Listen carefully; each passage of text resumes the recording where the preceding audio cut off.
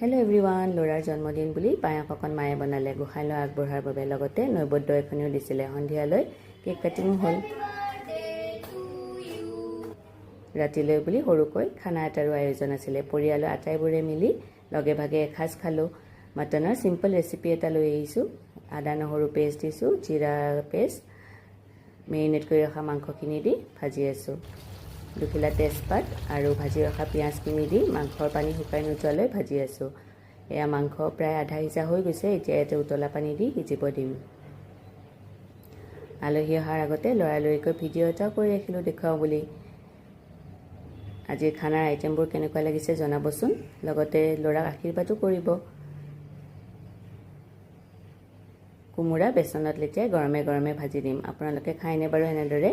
খাই চাবচোন, যদি নাখায় খুব টেষ্টি হয়। আজিলৈ আহিছোঁ, বাই বাই।